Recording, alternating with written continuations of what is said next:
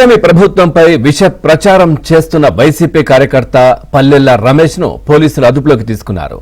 తన పెన్షన్ రద్దు చేశారంటూ కూటమి ప్రభుత్వంపై విషం కక్కుతూ రమేష్ ఫేక్ వీడియో చేశాడు. 2 చేతులు సక్రమంగా ఉన్నా తాను వికలాంగుడిని అంటూ వీడియో పోస్ట్ చేశాడు.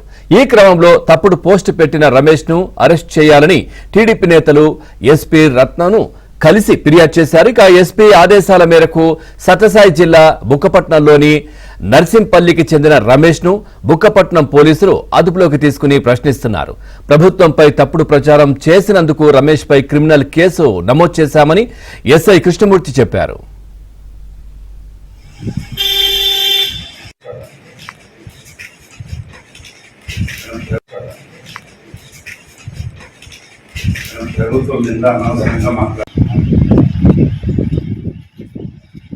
నిన్నటి దినం బుక్కపట్నం మండలం నార్సింపల్లి గ్రామానికి చెందిన పల్లయ్య గారు రమేష్ అనే వ్యక్తి తాను వికలాంగుడు కాకపోయినప్పటికీ వికలాంగుని మాదిరి వేషం వేసుకుని సోషల్ మీడియాలో ఈ ప్రభుత్వం పంపిణీ చేస్తున్నటువంటి పెన్షన్స్ గురించి అభ్యంతరమైనటువంటి వీడియోస్ ని తీసి వాటిని సోషల్ మీడియాలో పోస్ట్ చేయడం జరిగింది.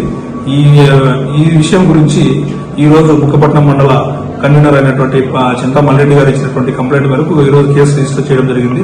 ముద్దాయిని కూడా విచారించి ముద్దాయి పైన చట్ట ప్రకారం చర్యలు తీసుకోవడం జరుగుతుంది. అయితే తనకు మానసిక పరిస్థితి సరిగా లేదని మద్యం తాగి వీడియో చేశానని పల్లెల రమేష్ చెప్పాడు. మేలో చనిపోయినాడు సార్. మేలో చనిపోయింటే పింఛన్ నెలకి డెత్ సర్టిఫికేట్ తెస్తే పింఛన్ వస్తుందని చెప్పినారు సార్ అధికారులు. పింఛన్ ఎక్కించింటే మేడం ఏమో అక్కడ ఎక్కించింది వచ్చింది బాబు అంటే ఎవరో టీడీపీ పార్టీ వాళ్ళు తొలగించినారు బాబు మళ్ళీ ఎక్కి అంటే మళ్ళీ ఎక్కించిన అన్న మళ్ళీ తొలగించినారు. ఆ బాధ తట్టుకోలేక ఇట్లా చేసిన అన్న అంతకే నాకెవరు వైసీపీ వాళ్ళు నాకెవరు నేర్పిలేదు. నాకు అది కాక మెంటల్ కండిషన్ ఉంది, నాకు హెల్త్ బాగాలేదు, నాకు మానసిక ప్రాబ్లం ఉంది, దానికి చాలా బాగాలేదు నా ఆరోగ్యం. మందు తాగినప్పుడు ఇట్లా చేసిన అంత తప్పితే నాకు చంద్రబాబు నాయుడు సార్ మీద నాకేం కక్ష లేదు, పవన్ కళ్యాణ్ సార్ మీద నాకేం కక్ష ఏం లేదు సార్. నాకు ఇన్స్టాగ్రామ్ పిచ్ ఎప్పటి నుంచి ఉంది?